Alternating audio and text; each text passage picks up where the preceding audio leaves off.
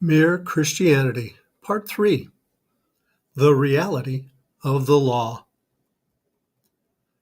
I now go back to what I said at the end of the first chapter, that there were two odd things about the human race.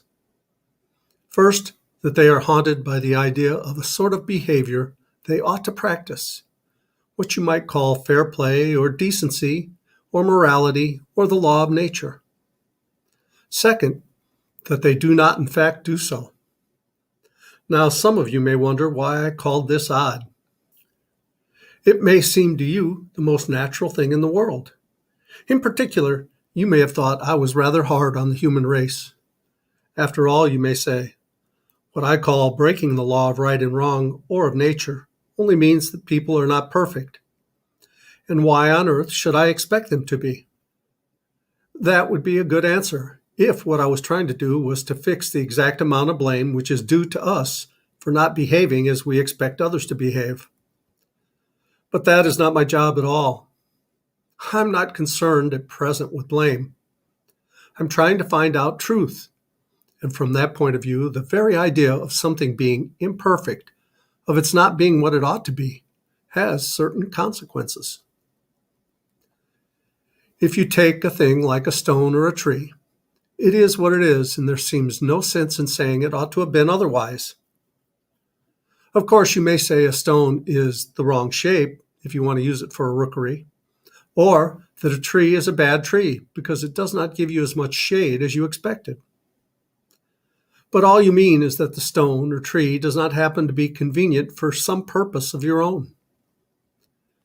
You are not, except as a joke, blaming them for that.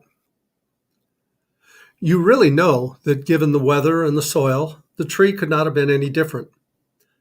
What we, from our point of view, call a bad tree is obeying the laws of its nature just as much as a good one. Now, have you noticed what follows?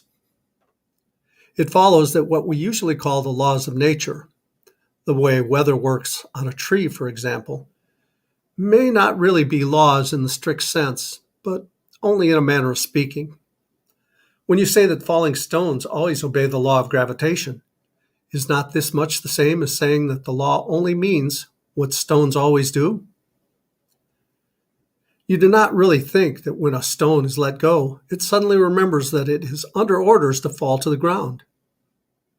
You only mean that, in fact, it does fall. In other words, you cannot be sure that there is anything over and above the facts themselves, any law about what ought to happen, as distinct from what does happen. The laws of nature, as applied to stones or trees, may only mean what nature in fact does. But if you turn to the law of human nature, the law of decent behavior, it is a different matter. The law certainly does not mean what human beings in fact do. For as I said before, many of them do not obey this law at all, and none of them obey it completely. The law of gravity tells you what stones do if you drop them, but the law of human nature tells you what human beings ought to do and do not. In other words, when you are dealing with humans, something else comes in above and beyond the actual facts. You have the facts, how men do behave, and you also have something else, how they ought to behave. In the rest of the universe, there need not be anything but the facts. Electrons and molecules behave in a certain way, and certain results follow, and that may be the whole story. But men behave in a certain way, and that is not the whole story. For all the time you know that they ought to behave differently. Now, this is really so peculiar that one is tempted to try to explain it away. For instance, we might try to make out that when you say a man ought not to act as he does, you only mean the same as when you say that a stone is the wrong shape, namely that what it is doing happens to be inconvenient to you. But that is simply untrue. A man occupying the corner seat in the train because he got there first, and a man who slipped into it while your back was turned and removed my bag are both equally inconvenient. But I blame the second man, and I do not blame the first. I am not angry, except perhaps for a moment before I come to my senses, with a man who trips me up by accident. I am angry with a man who tries to trip me up, even if he does not succeed. Yet the first has hurt me and the second has not. Sometimes the behavior which I call bad is not inconvenient to me at all, but the very opposite. In war, each side may find a traitor on the other side very useful. But though they use him and pay him, they regard him as human vermin. So you cannot say that what we call decent behavior in others is simply the behavior that happens to be useful to us. And as for decent behavior in ourselves, I suppose it is pretty obvious that it does not mean the behavior that pays. It means things like being content with 30 shillings when you might have got 3 pounds, doing schoolwork honestly when it would be easy to cheat, leaving a girl alone when you would like to make love to her, staying in dangerous places when you could go somewhere safer, keeping promises you would rather not keep, and telling the truth even when it makes you look a fool. Some people say that decent conduct does not mean what pays each particular person at a particular moment. Still, it means what pays the human race as a whole, and that consequently, there is no mystery about it. Human beings, after all, have some sense.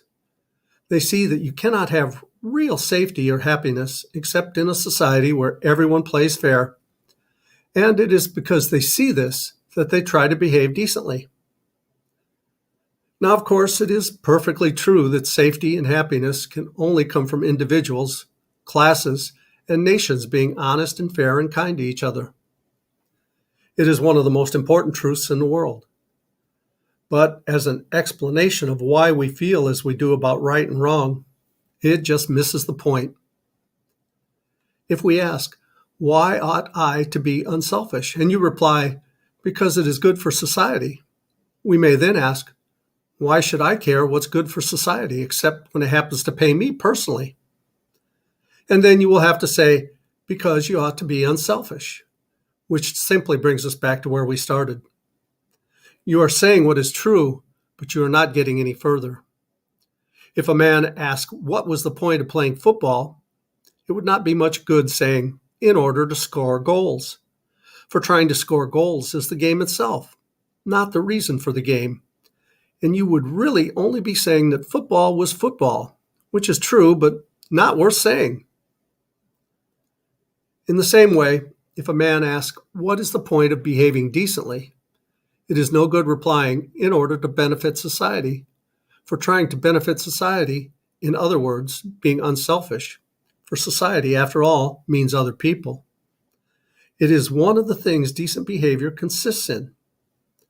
All you are really saying is that decent behavior is decent behavior. You would have said just as much if you'd stopped at the statement, men ought to be unselfish. And that is where I do stop. Men ought to be unselfish, ought to be fair. Not that men are unselfish, nor that they like being unselfish, but that they ought to be. The moral law, or law of human nature, is not simply a fact about human behavior in the same way as the law of gravity is, or may be, simply a fact about how heavy objects behave. On the other hand, it is not a mere fancy, for we cannot get rid of the idea, and most of the things we say and think about men should be reduced to nonsense if we did. And it is not simply a statement about how we should like men to behave for our own convenience. For the behavior we call bad or unfair is not exactly the same as the behavior we find inconvenient, and may even be the opposite. Consequently, this rule of right and wrong, or law of human nature, or whatever you call it, must somehow or other be a real thing. A thing that is really there, not made up by ourselves. And yet it is not a fact in the ordinary sense, in the same way as our actual behavior is a fact. It begins to look as if we shall have to admit that there is more than one kind of reality. That, in this particular case, there is something above and beyond the ordinary facts of men's behavior, and yet quite definitely real. a real law which none of us made, but which we find pressing on us. And we'll go on with Chapter 4 in the next video. Thanks so much for watching. I love you guys. As Tigger says, ta-ta for now.